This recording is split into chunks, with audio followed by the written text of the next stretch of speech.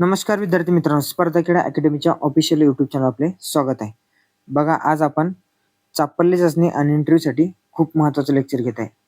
हे जे लेक्चर आहे, आपण हे प्रश्न उत्तर स्वरूपात किंवा काय काळजी घ्यायची तुम्हाला चापल्य चाचणीच्या वेळेस, इंटरव्ह्यूच्या वेळेस काय काळजी घ्यायची, या संबंधित सगळे जे आपले लागलेले शिपाई मुलं आहेत, त्यांच्याकडून त्यांचा इंटरव्ह्यू कसा झाला, त्यांची चापल्य चाचणी कशी झाली आणि कशा प्रकारे प्रश्न विचारले जातात, हे सगळ्या गोष्टींचा त्यांच्याकडून आराखडा तयार करून आपण ही पेपर तयार केली आणि त्यानुसार लेक्चर घेतोय. म्हणजे तुम्ही जर हे लेक्चर पूर्णपणे व्यवस्थित ऐकून केलं, तर तुम्हाला सांगतो, तुम्हाला चापल्य चाचणी आणि इंटरव्ह्यू कशा प्रकारे सामोरं जायचंय, कशा प्रकारे इंटरव्ह्यूला टॅकल करायचंय, हे तुम्हाला याच्या बाहेर काहीच म्हणजे करायची गरज पडणार नाही बघा. एकदम तुम्हाला सगळ्या गोष्टी कळून जातील, की चापल्य चाचणी कशा प्रकारे होती आणि इंटरव्ह्यू कशा प्रकारे होतो आणि तुम्हाला काय काळजी घ्यायची आणि तुम्हाला कशा प्रकारे तयारी करायची त्याची. आता काय झालंय माहिती आहे का, बऱ्याच ठिकाणी इंटरव्ह्यू तुमचा अर्धा-अर्धा, 1-1 तास घेतायत म्हणतायत. मुलं सांगतात मला सरळ, की 1-1 तास आमचा इंटरव्ह्यू झाला. आम्ही इंटरव्ह्यू दिला, शिपाई भरतीत डेमो इंटरव्ह्यू दिला. नाही रे, असं होत नाही. हार्डली तुमचा 5-6 मिनिटं, 7 मिनिटं लयच जर झाला तर एवढा होत बी नाही. 5-6 मिनिटांमध्ये तुमचा इंटरव्ह्यू खतम होऊन जाते बघा. त्यानुसार आपल्याला सगळी गोष्टी तयारी करायची आणि सगळे इंटरव्ह्यू करतायत. चापल्य चाचणी देखील खूप महत्त्वाची आहे. तुम्हाला हे 10 आणि 10 तुम्हाला सांगतो 20 मार्क घ्यायचे. आपली मुलं अशी आहेत काही त्यांना लेखीमध्ये खूप कमी मार्क आहेत आणि इकडे 20 पैकी 20 घेऊन लिस्टमध्ये नाव आले. त्यामुळे तुम्ही या गोष्टीकडे लक्ष द्या. तुम्हाला कसे 20 पैकी 20 मार्क घेता येईल या गोष्टीकडे लक्ष द्या. आणि आपण तेच केलंय. जे मुलं आपले लागले आहेत का, ज्यांना चापल्य चाचणी आणि इंटरव्ह्यूमध्ये मार्क आहे, त्यांच्याकडून त्यांचा अनुभव घेतलाय आणि त्यानुसार आपण सगळ्या गोष्टी कव्हर करून घेत आहे. जर तुम्ही आपल्या चॅनलवर नवीन असाल, तर आपल्या चॅनलला सबस्क्राईब करा आणि ही जर पीपीटी तुम्हाला पाहिजे प्रश्न उत्तराची, तर आपल्या डिस्क्रिप्शनमध्ये टेलिग्राम चॅनलची लिंक देतो. तुम्ही जॉइन करून घ्या. तिथे तुम्हाला संपूर्ण पीडीएफ मी टाकून देतो. त्याच्यानंतर तुम्हाला म्हणजे काही शक्यतो तुम्हाला जास्त बाहेरून काही वाचायची गरज राहणार नाही. ही पीडीएफ वाचून तुम्हाला सगळ्या गोष्टी कळून जातील. बघा, आता मी तुम्हाला व्यवस्थित विश्लेषण करून सांगतो ती पीडीएफ एकदा. बघा, आता लेखी परीक्षेचा समजा टप्पे आपले, लेखी परीक्षा तर झाली आहे. आता आपल्याला चापल्य चाचणी आणि मुलाखत या 2 गोष्टीला सामोरं जायचे. 10 आणि 10 असे 20 गुण घ्यायचे. आता चापल्य चाचणी म्हणजे काय असते रे? शारीरिक हालचालाची गती, चपळता आणि स्वच्छता कौशल्य ह्या गोष्टी तुमच्या चापल्य चाचणीमध्ये चेक केल्या जातात. आणि मुलाखतीमध्ये काय माहिती का, थोडक्यात तुमचं सामान्य ज्ञान, तुमचं व्यक्तिमत्व कसं आहे आणि तोंडी संवाद कौशल्य कसं आहे तुमचं, म्हणजे बोलण्याची स्किल वगैरे आणि तुमचं व्यक्तिमत्व कसं आहे हे तुमच्या त्या मुलाखतीतून सगळं ते समजून घेणार आहेत. म्हणजे तुम्हाला फक्त काय हाल सामोरं जायचंय, तुम्हाला काय करायचंय, ह्या गोष्टी तुम्हाला इथं कळणार आहेत. म्हणजे शारीरिक हालचाल, गती, चपळता सगळ्या गोष्टी आता एकदम विश्लेषण करून सांगितलेलं आहे समोर. बघा आता, 1 मिनिट. आता चापल्य चाचणी बघू आपण आता. बघा, चाचणीत नेमके काय पाहिले जाते, म्हणजे जी चापल्य चाचणी तुमची घेतली जाते, तर ते तुमच्यात नेमकं काय पाहतात? तर बघा, तुमची स्टार्टिंगला बघतात शारीरिक चपळता, म्हणजे तुमचे काम करण्याचे कौशल्य आणि गतिशीलता. तुम्हाला जर एखादं काम दिलंय, तर ते काम कशा प्रकारे करता तुम्ही, ते तुमचे कौशल्य बघितलं ते आणि तुमची गती देखील बघितलं ते. आता समजा थोडक्यात तुम्हाला स्वच्छता ज्ञान, बघा समोरचा पॉईंट बघू आपण. टेबल पुसणे सांगितलं. आता समजा हा टेबल आहे बरं का, हा जो टेबल आहे आपला, तुम्हाला हा टेबल पुसायला सांगितला, तर तुम्ही कशा प्रकारे बघताय? तर याविषयी मी आपल्या मुलांना सविस्तर विचारलं. तर मुलं म्हणत, सर जर टेबल साफ करायला सांगितला, तर मुलं फक्त काय करतात, वरचा टेबल जो भाग आहे आपला हा साफ करून घेतात. तर असं नाही करायचं तुम्हाला. हा टेबल तर साफ करायचा आहे, पण याच्या खालचा जो थोडक्यात भाग असते, हा देखील साफ करायचा आहे. त्याचे 4 जे पाय असतात ते देखील तुम्हाला साफ करायचे. व्यवस्थित आतल्या बाजून साफ करायचे. तेव्हा तुम्ही इतरांपेक्षा प्लसमध्ये असता मार्कमध्ये. तुम्हाला या गोष्टीची काळजी घ्यायची. नाहीतर नॉर्मल तुम्हाला साफसफाईचं जे साधन दिलंय, तुम्ही घेसाल आणि नॉर्मल असं झटकल्यासारखं करसाल, तर त्याला साफसफाई म्हणता येणार नाही. कळतंय का? तिथे तुमचे मार्क 100% मायनस होतील. या गोष्टी तुम्हाला काळजी घेणं गरजेचं आहे बघा. आता झाडू मारणे. तुम्हाला झाडू मारायला सांगितलं. समजा एक खोली दिली तुम्हाला आता ही. हिच्यात तुम्हाला झाडू मारायला सांगितलंय. तर तुम्ही काय करसाल? सरळ-सरळ रूम झडत आणसाल इकडे आणि ते एका ठिकाणी येऊन भरून घेसाल किंवा तसं नाही करायचंय. का मुलांनी सांगितलं, सर म्हणे रूम झाडताना जर भिंतींवरती कुठे जाळं किंवा कचरा दिसला, जिथपर्यंत तुमचा हात पुरतोय, तर तुम्हाला ते जर तुम्ही झाडलं आणि रूम काने-कोपरे जर व्यवस्थित झाडले आणि एका ठिकाणी आणलं तिथून तुम्ही भरलं. हे भिंतीवर वगैरे जाळे दिसतात कधीतरी किंवा कचरा दिसते, धूळ लागली असते. ती जर झाडली म्हणे, तर 100% सर प्लसमध्ये मार्क भेटतात म्हणे. इतरांपेक्षा जास्त मार्क इथे भेटतातच. त्यामुळे या गोष्टीची काळजी घ्यायची तुम्हाला. आता वस्तू जागच्या जागी व्यवस्थित ठेवणे. आता बऱ्याच वेळेस काय होते माहिती आहे का? शिपायाचे मुख्य कामं काय असतात? तर फाईलची ने-आण करणे. तर मग बऱ्याच वेळेस तुम्हाला काय सांगतात, की ह्या फाईल घ्या आणि तिथे एका ठिकाणी क्रमाने लावा. तर तुम्ही काय घ्यायचंय माहिती आहे का? ते काम जलद तर करायचं आहे तुम्हाला, पण काय करायचंय माहिती आहे का? कोणत्याही फाईलमधला डॉक्युमेंट वगैरे किंवा एखादा कागद खाली पडता येणार नाही. आणि फाईलने तुम्हाला सांगितलं, की फाईल तिथे नेऊन ठेवा. तर नुसतं नेऊन न ठेवायचं. जर फाईलवर तुम्हाला धूळ दिसली तर तुम्हाला तिथं काही साधन दिसलं तर किंवा बोलू शकता किंवा त्यांच्याकडून घेऊ शकता, सर मला फाईलवरती धूळ आहे, मला थोडकं धुडकं किंवा कपडा पाहिजे होता जेणेकरून मी त्या फाईल झटकून व्यवस्थित ठेवेल. जर तुम्ही अशा प्रकारे जर काही केलं तर तुम्ही 100% इतरांपेक्षा तुम्हाला प्लसमध्ये मार्क भेटतात. ते मुद्दामून तुम्हाला ज्या फाईलवर धूळ बसलेली त्या फाईल तुम्हाला म्हणतील की त्या फाईल तिथे नेऊन ठेवा. मग तुम्ही जर जसे तशा नेऊन ठेवल्या आणि व्यवस्थित ठेवल्या तुम्हाला मार्क भेटेल. पण तुम्ही ते जर म्हणताय सर याच्यावर थोडी धूळ आहे, मला त्या झटकून ठेवायच्या आहेत, तर मी तुम्हाला सांगतो 100% प्लसमध्ये मार्क भेटणार. कारण की हे आपल्या मुलांनी केलेले आहेत. ज्यांच्याकडून आपण घेतलंय का सगळ्या गोष्टी बनवून, तर त्यांनी त्या गोष्टी सांगितल्या सर म्हणे मला मार्क का भेटले? कारण की आमचा जो म्हणे ग्रुप होता त्यांना सांगितलं की बाबा फाईल नेऊन ठेवा. पण मी एक गोष्ट शिल्लक वापरली म्हणे काय, की त्या सरांना बोललो की सर त्या फाईलवर खूप धूळ बसलेली आहे. मला थोडं कपडा भेटेल का म्हणे? मला ती धूळ झटकून मग ते ठेवू. तर त्यामध्ये त्याला जास्त मार्क भेटले. म्हणजे ह्या गोष्टीची तुम्ही काळजी घ्या बघा. हा एक्सपिरियन्स आपल्याला इथे कामाला येऊ शकतो. आता फायलींचे वर्गीकरण म्हणजे काय? फाईल क्रमाने लावायला सांगू शकतात तुम्हाला. तिथे गोंधळ होऊ देऊ नका. जर तुम्हाला सांगितलं ना की फाईल क्रमाने लावा, तर व्यवस्थित बघा त्या फाईल. त्या क्रमाने लावता यायला पाहिजे तुम्हाला. कळतंय का? तर तुम्हाला जर समजा त्या गोष्टीची हे करायची असलं तर कुठे लायब्ररीत जा रे. लायब्ररीत चेक करा. लायब्ररीत पुस्तकं ठेवण्याचा प्रयत्न करा. भले तुम्ही दुसऱ्यात जाऊन काम फुकट सध्या करसाल, पण तुम्ही करा. कळतंय का? एखाद्या वकिलाच्या ठिकाणी वकील असेल तुमच्या आजूबाजूला, त्या वकिलाकडे जा, त्याच्या ऑफिसमध्ये जा. त्यांना बोलावं, "सर म्हणा माझं असं-असं आहे. मी न्यायालयात शिपाईसाठी म्हणजे पेपर दिलेला आहे. तर मला चापल्य चाचणीसाठी किंवा इंटरव्ह्यूसाठी मला थोडं हेल्प पाहिजे म्हणावं, की मी त्याला फाईल वगैरे ठेवायच्या आहेत. तर मग ह्या फाईल कशा असतात, त्याचे पुस्तक कसे असतात?" काहीही करा तुम्ही, कुठेही जा रे. तुम्ही एखाद्या तुमच्या कॉलेजच्या प्राचार्याच्या ऑफिसमध्ये जा. तिथे फाईल बघा. व्यवस्थित क्रमाने ठेवायचा प्रयत्न करा. मी काय म्हणतो इथूनच तुमचे मार्क वाढतात. ह्या गोष्टीची तुम्ही काळजी घ्या ना बघा. आणि हे जो आहे का पॉईंट हा प्लसमध्ये आहे बरं का. हा तुमचा 100%. हा तुम्हाला आतापर्यंत कोणत्या शिक्षकाने सांगितला नसाल. हा पॉईंट मी ॲड केलाय बरं का. मी ॲड केलाय आणि कशानुसार केलाय? तर आपल्या ज्या मुलांनी सांगितला एक्सपिरियन्स त्यांच्यानुसार हा पॉईंट ॲड केलाय मी. आता पॉईंट नेमका आहे काय? बऱ्याच जणांचं म्हणणं आहे पॉईंट नेमका आहे काय? काय आहे माहिती आहे का? तुम्हाला जर एखाद्या विशेष कामाची आवड असेल, म्हणजे बागेतलं काम करणे, प्लंबिंग म्हणजे तुम्हाला नळ वगैरे ठीक करणे, तुम्हाला ह्या गोष्टी येत असतील. स्वयंपाकासंबंधित तुम्हाला नॉलेज असेल, स्वयंपाकाचं काम, गृहिणींना या गोष्टीचा फायदा होऊ शकतो बरं का या पॉईंटचा. आणि तुम्हाला एक महत्त्वाची गोष्ट म्हणजे इलेक्ट्रिक कामं जर तुम्हाला जमत असतील, त्यांनी तुम्हाला विचारलं, "तुझं इतर कामं तुम्हाला जमतात का? आवड आहे का?" तर नक्कीच सांगा. न्यायालयामध्ये ज्या कामाचा उपयोग होतो, त्या कामासंबंधित तुम्हाला आवड असेल, तुम्ही नक्कीच सांगा. बागेतलं काम असो, मग ते नळासंबंधित काम असो किंवा इलेक्ट्रिशियनचे काम असो. तुम्हाला सांगतो तुम्ही जर सांगितलं ना, कारण की न्यायालयात बऱ्याच ठिकाणी या गोष्टींना फेस करावं लागतं न्यायालयाला. कधी नळाचे प्रॉब्लेम येतात, तर कधी इलेक्ट्रिशियनचे प्रॉब्लेम येतात, तर कधी बागेतली झाडं वगैरे लावणे, ह्या गोष्टी त्या गोष्टीचे कामे असू शकतात. तर तुम्ही हे जर काम सांगितलं की मला येते, तर तुम्ही 100% मी तुम्हाला सांगतो इथे प्लसमध्ये जाता तुम्ही. आणि या गोष्टीचा तुम्हाला फायदा होतो. इथे तुम्हाला जास्तीत जास्त मार्क भेटतात बघा. त्यामुळे इथे जर तुम्हाला काही काम येते तुम्ही निश्चितपणे सांगायचं आहे की सर मला या कामाची आवड आहे आणि मी ते काम करू शकतो. तुम्ही समजून घ्या तुम्ही प्लसमध्ये गेले. आता समोरचे बघा, कोणती काळजी घ्यायची बघा तुम्हाला. काळजी नेमकी कोणती घ्यायची? चापल्य चाचणी. अचूकता बघा, ॲक्युरसी तुम्हाला ठेवणं गरजेचं आहे. म्हणजे काय माहिती आहे का? घाई गडबडीत कोणती फाईल किंवा वस्तू खाली पडू देऊ नका. काम शांतपणे आणि वेगाने करा. म्हणजे तुम्हाला तुमच्या कामात चपळता ठेवायची आहे. पण काय करायचं माहिती आहे का? कोणतेही डॉक्युमेंट किंवा फाईल खाली पडणार नाही याची देखील काळजी घ्यायची. जर तुमच्याकडून फाईल जर पडली, भले मग तिथं तुम्हाला हे म्हणू शकत नाही सर चुकून झालं वगैरे. तिथं 100% तुम्ही मायनसमध्ये जाता. त्यामुळे तुम्हाला त्या गोष्टीची सवय ठेवायची. फाईल उचलायची, फाईल कशाप्रकारे उचलायच्या या गोष्टी तुम्ही प्रॅक्टिस करा. आता सूचनांचे अचूक पालन करा. आता एका मित्राने सांगितलंय, तो जो कटलाय ना, त्यांनी सांगितलं की तू या गोष्टीमुळेच कटलाय बरं का. आता तिथल्या अधिकाऱ्याने दिलेल्या सूचना पहिल्या वेळी अतिशय काळजीपूर्वक ऐका आणि अंमलात आणा.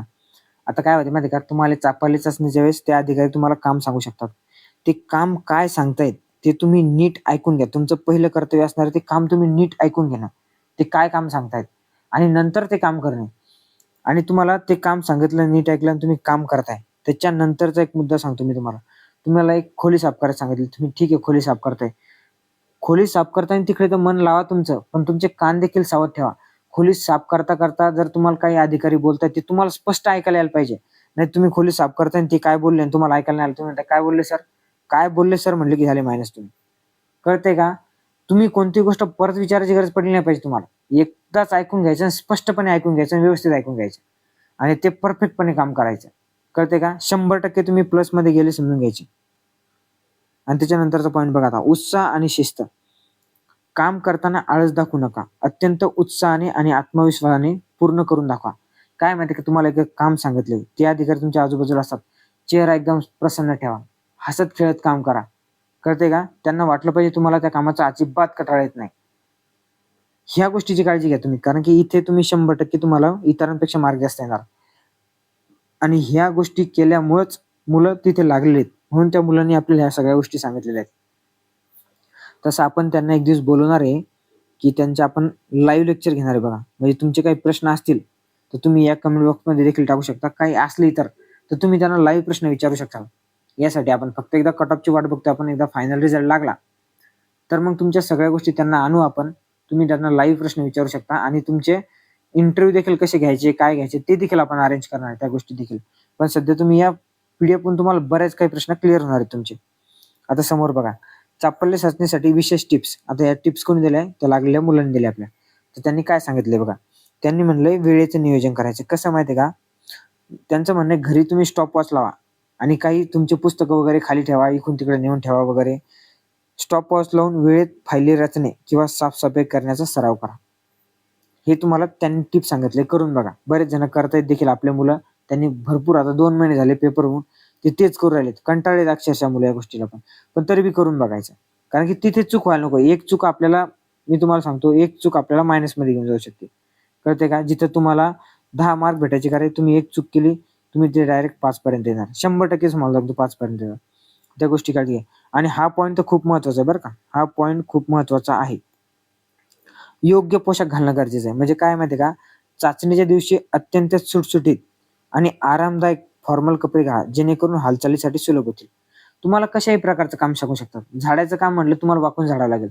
तुम्हाला फायली उचलायच्या म्हणल्या तर एकदम खाली वाकावं लागेल, खालून घ्यावं लागतील. कळते का, जेणेकरून कपडे असे घाला की ते तिच्यावर एकदम व्यवस्थित शर्टिंग वगैरे करून देखील जाऊ शकाल तुम्ही आणि फाईल उचलून व्यवस्थित ठेवू शकाल वरती टेबलवरती. असं बघा. नाहीतर काही जण, बरेच जण जातील जीन्स पॅन्ट वगैरे घालून, तुम्हाला वागता येणार नाही, बसता येणार नाही, काहीच नाही. त्या गोष्टीची काळजी घ्यायची. कपडे असे घाला की तुम्हाला कोणतंही काम करायला सांगितलं तर त्या कपड्यावर तुम्ही कम्फर्टेबल असले पाहिजे ते काम करण्यासाठी. कळते ना या गोष्टी, मग या गोष्टीची काळजी घ्या. आता सकारात्मक देहबोली म्हणजे काय माहितीये का, अधिकाऱ्यांसमोर जाताना बोलताना नम्र राहा. एक तुमचा आवाज नम्र ठेवायचा आहे. त्यांना आवाज जाईल असा, म्हणजे एकदम हळू नाही बोलायचे, व्यवस्थित आवाज, त्यांना ऐकायला पण गेलं पाहिजे आणि नम्रपणे वाटलं पाहिजे. आणि परत काय माहिती का, चेहऱ्यावरती भीती किंवा ताण दिसू देऊ नका. असं वाटलं नाही पाहिजे की ते तुम्हाला आदेश देतात काहीतरी आणि तुम्ही त्याला घाबरताय. घाबरायचं नाही, एकदम व्यवस्थित ऐकून घ्यायचं आणि चेहरा एकदम प्रसन्न ठेवायचा. काम करताना त्यांनी काही काम सांगितलं असं ताण आल्यासारखं करायचं नाही. नाही, तुम्हाला सांगितलं त्या फायली इकडे आणून ठेवा आणि तुम्हाला आला त्या फायलीचा ताण, त्यांना जसं वाटलं लगेच तुमचे मार्क कटले समजून घ्यायचे. ह्या गोष्टीची काळजी घेणं खूप गरजेचं आहे बघा. त्यामुळे मी तुम्हाला ही पीडीएफ टेलिग्राम चॅनल टाकून देतो, तुम्ही तिथून देखील डाउनलोड करून घ्या. आता याच्यानंतर बघा, हे झालं चापल्य चाचणी. याच्यानंतर आपला मुलाखत बघा. आता याच्यात दिलं काय बघा, पर्सनल इंटरव्ह्यू आणि कम्युनिकेशन टेस्ट. म्हणजे ते तुम्हाला काय बघतात माहिती का, तुम्ही कशा प्रकारे उत्तर देऊ शकता आणि तुमची बोलण्याची पद्धत कशी, सगळ्या गोष्टी इथं चेक केल्या जातात. बघा समोर आता हे प्रश्न आहे, समजा पॅनलने विचारले, थोडक्यात प्रश्न दिले मुलांनी आपल्याला, ते प्रश्न घेतले आपण आणि त्याची उत्तरं पण आपण कशा प्रकारे देऊ शकतो वगैरे. तुम्हाला याच्या वेगळे प्रश्न विचारू शकतात, पण तुम्हाला या प्रश्नातून कळून जाईल की उत्तर कशा प्रकारे द्यायचे. आणि तुम्हाला जर अशा प्रकारचे प्रश्न विचारले तर तुम्ही या वाक्यांचा उपयोग तिथे करू शकता. भले जसे तसे नाही, पण त्यात काही बदल करून तुमच्यानुसार तुम्ही वाक्याचा उपयोग करू शकता. आता हे आपल्या मुलांना विचारलेले प्रश्न होते आणि त्यानुसार आपण एकदम ऑथेंटिक उत्तरं बनवलेत बघा. तुमची थोडक्यात ओळख सांगायची बघा. तुमचं नाव काय, तुमचं मूळ गाव, तुमचे शिक्षण काय झाले आणि पूर्वी केलेल्या कामाचा थोडक्यात व नम्र शब्दात परिचय सांगायचा. आता काय माहितीये का, असं नाही की बरेच जण तयारी करणारेच यांनी पेपर दिलाय, सध्या काही काम आहे, काम करताय, कुठेतरी जॉबला आहे वगैरे, त्या गोष्टी तुम्हाला व्यवस्थित सांगायचं आहे. पहिली गोष्ट, तुमचं नाव वगैरे तुम्हाला व्यवस्थित सांगायचं आहे. तुमचं गाव आणि तुमचा ऍड्रेस व्यवस्थित सांगायचा आहे आणि तुमचं एज्युकेशन, शिक्षण काय झालंय ते व्यवस्थित सांगायचे. आता तुमचं जे शिक्षण झालंय, तुम्ही एक गोष्ट लक्षात सांगतो बरं का, तुमचं जे शिक्षण झालंय तुम्हाला त्या संबंधित नॉलेज असणं गरजेचं आहे. कारण तुमचं जे एज्युकेशन झालंय का, त्यावर तुम्हाला एखादा प्रश्न विचारला जाऊ शकतो बरं का, त्या संबंधित प्रश्न विचारला. त्यामुळे तुमचं जे शिक्षण झालंय त्यानुसार तुम्ही तयारी ठेवा, तुम्हाला त्यावरती प्रश्न विचारला जाऊ शकतो. आता केलेलं काम आहे, तुम्ही याच्या आधी कुठेतरी काम केलंय, त्या कामाचा तुमचा अनुभव विचारू शकतात तुम्हाला, की तुम्ही काम करू शकता. मग आता जिथे जॉब लागल्याच्या नंतर ते काम सोडणार का, मग ते काम तुम्ही का करत नाही, ते काम कंटिन्यू का करत नाही, तुम्हाला असे थोडे फिरून प्रश्न त्यावर विचारले जाऊ शकतात. त्यानुसार तुम्हाला तुमची उत्तर तयार ठेवायची आहेत बरं का. आता तुमचे शिक्षण जास्त, काही जणांचं, बरेच जण आता आपले आहेत बरे बरं का, ज्यांनी MA केलंय, BA केलंय, डिग्री केली आहे. मग ते तुम्हाला विचारतात तुमचे शिक्षण जास्त असूनही तुम्ही शिपाई का होऊ इच्छिता? तर इथे तुम्हाला उत्तर देणं खूप गरजेचं आहे. तर त्यांना सरळ-सरळ बघा, "सर, काम कोणतेही लहान किंवा मोठे नसते. न्यायालयासारखे प्रतिष्ठित न्यायदेवतेच्या मंदिरात सेवा करण्याची संधी मिळणे, हे माझ्यासाठी अभिमानाचा विषय आहे." तुम्ही मंदिर हा शब्द वापरला, नाही वापरला तरी न्यायालयासारख्या प्रतिष्ठित ठिकाणी मला काम करण्याची संधी मिळत आहे, हे माझे भाग्यच आहे. तुम्ही असंही म्हणू शकता आणि ती माझ्यासाठी एकदम अभिमानाचीच गोष्ट आहे. असं सरळ-सरळ उत्तर द्यायचंय. लय मोठं काहीतरी सांगत बसायचं नाही. शॉर्ट पण स्वीट आपण ज्याला म्हणतो ना, असं त्यांना मनाला पटेल असं उत्तर द्यायचंय. कळतंय का? "नाही सर, नाही तर मग माझं सर लयच हे" असं वेगळं काही बोलत बसायचं नाही रे.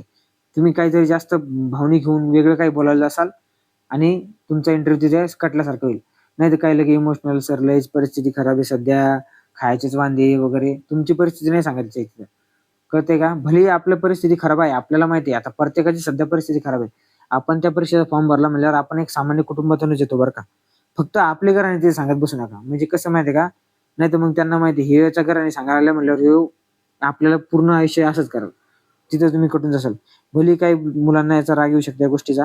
पण खरंच आपले घराणे तिथं सांगत बसायचे नाही. जे आहे ते ऑथेंटिक उत्तर आणि योग्य उत्तर. त्यांना पटेल असं उत्तर. कळतंय का? हां. शिपाई पदाचे मुख्य कर्तव्य कोणते असतात? तुम्हाला विचारू शकता प्रश्न. आता तुम्ही शिपाई पदावर रुजू होणार आहे. तर मग शिपाई पदाचे कर्तव्य काय आहेत? तुम्हाला सरळ विचारू शकतात. तुम्ही सरळ सांगायचं, न्यायालयाच्या फायली वेळेत योग्य विभागात नेणे, स्वच्छता राखणे आणि वरिष्ठांनी दिलेल्या कार्यालयीन आदेशाचे तंतोतंत पालन करणे. कळते का? वरिष्ठांनी दिलेल्या कार्यालयीन शब्द वापरणं खूप गरजेचं आहे. नाहीतर वरिष्ठांनी दिलेल्या सूचनांचे पालन करणे हा शब्द वापरला, ठीक आहे, काही चुकी नाही. पण तुम्ही वापरू शकता, की वरिष्ठांनी दिलेल्या कार्यालयीन सूचनांचे पालन करणे. हा शब्द वापरा. तुमचं इथं म्हणजे इफेक्टिव्ह होऊन जाते ती गोष्ट. कळतंय का? या गोष्टीची काळजी घ्या तुम्ही. आता हे बघा, हे प्रश्न आहे, याची उत्तर आहे. आता समोर बघू आपण काय. बघा काय विचारू शकतो तुम्हाला. न्यायालयाचे काम संपण्यास उशीर झाल्यास अधिक काळ थांबाल का? आता याचं उत्तर सगळेच जण देणार, कारण की सगळ्यांना शिपाई लागायचंय. त्यामुळे ते जर म्हणले तुम्ही अधिक वेळ थांबाल का? सगळेच जण हो म्हणणार झाले. नाही कोणीच म्हणणार नाही. पण तुम्हाला काय म्हणायचंय? नक्कीच सर. न्यायालयाचे काम आणि वरिष्ठांचे आदेश पूर्ण करणे ही माझी प्राथमिकता राहील. कळते का? हे जेव्हा वाक्य तुम्ही वापरसाल, तेव्हा तुमचं उत्तर एकदम त्यांना ऑथेंटिक आणि डायरेक्ट लागून जातं, की यार नाही, व्यवस्थित उत्तर देतोय हा. मी वेळेचे बंधन न ठेवता काम पूर्ण करेल. हे देखील तुम्हाला तेवढंच गरजेचं आहे बघा. म्हणजे अशा प्रकारे तुम्हाला सांगायचं पाहिजे. म्हणजे त्यांना वाटलं पाहिजे, की तुम्हाला इतर वेळेत काम करायला सांगितलं कंटाळा नाही. त्यांना सरळ-सरळ सांगायचं, "मी वेळेचे बंधन न ठेवता काम पूर्ण करेल. माझे पहिले कर्तव्य असणारे न्यायालयातील काम पूर्ण करणे." कळतंय का? इथे त्यानंतर तुमचं उत्तर पटून जाते आणि तुम्ही प्लसमध्ये चालले जाता. तुमच्याकडे संगणक किंवा इतर अतिरिक्त कौशल्य आहेत का? तर असल्यास निश्चितपणे सांगायचं आहे. जर तुमच्याकडे असेल, तर तुम्ही हो सांगायचं आहे आणि नसेल तर क्लिअरली नाही सांगायचं. तुमच्याकडे MS-CIT वगैरे, काही जणांकडे MS-CIT, CCC वगैरे, टायपिंग वगैरे काही असते, तर ते सांगून द्यायचे बरं का. असेल तर सांगायचं, नसेल तर सरळ-सरळ नाही सांगायचं. कळते ना या गोष्टी? हां. मुंबई उच्च न्यायालयाबाबत प्राथमिक माहिती ठेवायची. म्हणजे न्यायालयाबाबत तुम्हाला माहिती ठेवायची, की न्यायालयात समजा न्यायालयात सध्या न्यायाधीश किती येतं वगैरे, मुख्य न्यायाधीश कोण येतं, स्थापना कधी झालेली आहे, ह्या गोष्टी तुम्हाला ठेवायची. खंडपीठ कुठे-कुठे आहेत, या गोष्टींची तुम्हाला माहिती ठेवायची बघा. या गोष्टीची काळजी घ्या, जेणेकरून तुमचे मार्क मायनस होणार नाहीत. तुम्हाला ह्या गोष्टीची काळजी घेणं गरजेचं आहे. आता बघा, मुलाखत काय करावे व काय टाळावे याविषयी माहिती बघा. आता काय करावे बघा, मुलाखती संबंधित तुम्ही जेव्हा आत जाताय, तर परवानगी घेऊनच आत जायचंय. म्हणजे "मी आत येऊ का सर?" किंवा "मे आय कम इन सर?" म्हणजे असं बोला तुम्ही व्यवस्थित आणि चेहरा एकदम हसरा ठेवा. आत गेल्याच्या नंतर हाय, हॅलो, म्हणजे हाय तर नका म्हणू, पण नमस्कार वगैरे करा.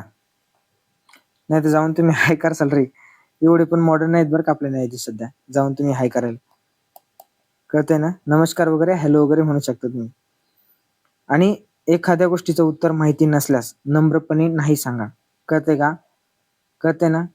तुम्हाला समजा एखाद्या गोष्टी घडून गेली किंवा काही गोष्टी घडल्या आहेत, तुम्हाला कधीच विचारू शकतात, काय विचारू शकतात, तर तुम्ही सरळ सर नाही, कल्पना नाही विषयी त्याविषयी किंवा माहित नाही सर, नाहीतर लगेच सरळ सरळ सांगायचं. एखादं तुम्हाला जर इतिहासावर वगैरे अशा काही गोष्टी प्रश्न विचारला, नाही सर माहिती नाही, नक्कीच वाचून घेईल पुढच्या टाइम वेळेस, असं काहीतरी बोलू शकतो तुम्ही. कळतंय ना? ह्या गोष्टीची काळजी घ्या. तुम्हाला काय करायची म्हणजे टाळायचंय, तुम्हाला काय गोष्टी करायच्या नाहीत. खोटे बोलण्याचा किंवा ओढून ताडून उत्तर देण्याचा प्रयत्न करू नका. म्हणजे एखादी गोष्ट तुम्हाला माहीतच आहे, उगाच तिला ओढून ताडून म्हणजे काही संबंध नसताना बोलणे किंवा काही माहीत नसताना त्यावर बोलणे, ह्या गोष्टी टाळा. आणि पॅनलच्या सदस्यांशी अजिबात वाद घालू नका. एखादी गोष्ट जर ते बोलले की असे असं आहे आणि तुम्हाला माहीत असो किंवा नसो, कळते का? जर तुम्हाला माहीत नसल्यास सरळ सरळ म्हणायचं, ओके सर माहिती नव्हतं, पण आता तुम्ही सांगितले तर त्याविषयी माहिती झाली. किंवा जर ती जर गोष्ट म्हणली एखादी अशी असते आणि तुम्हाला ती माहित नाही, तुम्ही जर अशी ते जर म्हणले, समजा थोडक्यात एक सोपं वाक्य येतं, सफरचंद हे जांभा असते, तुम्हाला जर म्हणले ते, तर तुम्ही त्याला हो नाही म्हणायचं बरं का, सरळ सरळ. ओके सर म्हणा, मला याविषयी काही माहिती नव्हती, पण तुम्ही सांगितलं म्हणून माहिती झालं, असं बोलायचं. म्हणजे ते चुकीचं सांगू किंवा बरोबर सांगू एखादी गोष्ट, आता हेच असं काही म्हणणार नाही, सिंपल गोष्ट सांगितली मी, पण एखादी गोष्ट म्हणू शकतात, ते चुकीचं असो किंवा बरोबर असो. म्हणजे त्यांनी जे सांगितलंय, तुम्ही जर म्हणले सर ठीक आहे, मला याविषयी कल्पना नव्हती, तुम्ही सांगितले म्हणून माहिती झाली, तर मग ते काय म्हणतील माहिती आहे का, हा ठीक आहे, हा एकदम खोटं बोलत नाही किंवा कोणतीही गोष्ट एकदम मान्य करत नाही. म्हणजे ह्या गोष्टीची काळजी घ्या तुम्ही, तेव्हा तिथे तुम्हाला सगळ्या गोष्टी कळून जातील. आता देहबोली कशी ठेवावी, म्हणजे ताठ आणि व्यवस्थित बसा. जेव्हा तुम्ही पॅनलच्या समोर बसताय, एकदम व्यवस्थित आणि ताठ बसा. असे एकदम छाती फुगून नका बसू, नाही ताठ बसा म्हणलं की डायरेक्ट छाती पुढे काढून, असं काय नाही. व्यवस्थित रिलॅक्स पण असं ताठ मानेने बसा. दोन्ही पाय जमिनीवर समांतर ठेवा, नाहीतर लगेच पायावर पाय ठेवून एखादा बादशाह सारखा पुष्पा झुकेगा नाही साला, असं काही करू नका. कळतंय का? जाऊन व्यवस्थित बसा. तुम्ही न्यायालयात शिपाई होणार आहे, तुम्हाला नम्र असणं खूप गरजेचं आहे. बोलताना आय कॉन्टॅक्ट ठेवा, म्हणजे जेव्हा तुम्ही समोरच्या पॅनल सोबत बोलताय, त्यांनी प्रश्न विचारला, तुम्ही उत्तर देताय, तर पॅनल मधील जे व्यक्ती बसलेले समोर त्यांच्याकडे, म्हणजे असं की नाही की लगे एखाद्या व्यक्तीने प्रश्न विचारला सारखं त्याच्याकडेच बघा, असं नका बरं का. त्यांच्याकडे देखील बघायचं तुम्हाला, ज्यांनी प्रश्न विचारला, आणि इतरांकडे देखील थोडा आय कॉन्टॅक्ट करायचा आहे. कळतंय ना? त्यांना वाटलं पाहिजे, हा ठीक आहे, एकदम व्यवस्थित उत्तर देतोय आणि आय कॉन्टॅक्ट देखील करतोय. या गोष्टीची काळजी घेणं खूप गरजेचं आहे. बघा समोर, बघा आता हे 10 आपले गुण आहेत. या 100% 20 मार्क घ्यायचे. जर मी तुम्हाला सांगतो, 100% 20 म्हणजे 20 मार्क घ्यायचे आपल्या पोरात, प्रत्येक पोराला घ्यायचे. एवढंच लेक्चर घेऊन थांबणार नाही आपण. आता आपण इथून पुढे डायरेक्ट त्या मुलांना इथे आणणार आहे. कळतंय का? ते शिपाई लागलेले मुलं आहेत ना, त्या मुलांना इथे आणणार आणि त्यांच्याकडून त्यांचा एक्सपिरियन्स त्यांच्या तोंडून तुम्हाला ऐकणार सगळ्या गोष्टी. कळतंय का? पण हे लेक्चर तुम्हाला एका वेळेस सोडून 2 वेळेस बघा. ह्या गोष्टी लेक्चरमध्ये ज्या गोष्टी आहेत ना, त्या तुम्हाला खूप कामाला येणार आहेत. कळते का? कारण की हे लेक्चर बनवायला मला जवळपास 5 ते 6 दिवस गेलेत. किती? जवळपास 5 ते 6 दिवस. आणि 20+ मुलांना जे आहे सध्या आपल्यात जिल्हा न्यायालयात लागलेले, कोणी नागपूर खंडपीठात आहे, अशा मुलांचे प्रश्न काढून मी सगळी पीपीटी बनवली. त्यांनी काम केलंय म्हणलं चालतं याच्यावर. कळतंय का? आणि ह्या गोष्टीचा तुम्हाला फायदा होणार आहे समोर. कळतंय ना? आणि काही शंका असल्यास तुम्ही कमेंट बॉक्समध्ये सांगून टाका तिथे. आणि आपल्या टेलिग्रामला चॅनल जॉईन करून घ्या, कारण तिथे देखील ही पीडीएफ टाकणार आहे मी. काही प्रश्न असतील तिथे देखील टाकतो. तुमच्या काही शंका असू द्या रे, तुम्ही प्रश्न टाकत चला, त्यावरती मी त्यांना विचारून तुम्हाला सगळ्या गोष्टी क्लिअर करत चालतो. बाकी जर काही असलं तर आपण त्या मुलांना तर घेऊन येणारच आहे. राहिलं कटऑफच्या बाबतीत, तर आता ते बघू काय होते, कटऑफ कधी लागते, कारण की तेवढा 1-2 सेंटरचा घोळ झालेला आहे थोडा, आपलं कल्याणचा, धुळेचा वगैरे. ते जर सेंटरचा घोळ जर समजा ठीक आहे ते जाहीर झालं, तर आपले मे बी 15+ वाल्यांना सगळ्यांना बोलवतील, नाही तर मग कटऑफ थोडा हाय जाऊ शकतो. कळते का? पण तसं तर आपण काही होणार नाही, आपण त्याविषयी आवाज उठवणार जर तसं काही झालं तर. पण जर त्या सेंटरचा घोळ जर त्यांनी ऐकून घेतलं नाही, त्यांनी ऑब्जेक्शन घेतले, चेक केलं नाही, तर निश्चितपणे कटऑफ हाय जाऊ शकतो. त्यामुळं शक्यतो होणार नाही तसं, कारण की ते गोष्टी आहेत त्या खऱ्याच येतात. शक्यतो आपल्या सगळ्या मुलांना बोलवतीलच असं वाटतंय. पण सध्या तुम्ही चापल्य चाचणी आणि इंटरव्ह्यूवर भर द्या, मग जेणेकरून समोर गेले तर तुम्ही इथं 20 पैकी 20 मार्क घेतले तर तुम्ही निश्चितपणे आत गेले पाहिजे. या गोष्टीची काळजी घ्या. चालतंय, भेटू मग आपण आता नेक्स्ट लेक्चरमध्ये. ओके, चला, धन्यवाद.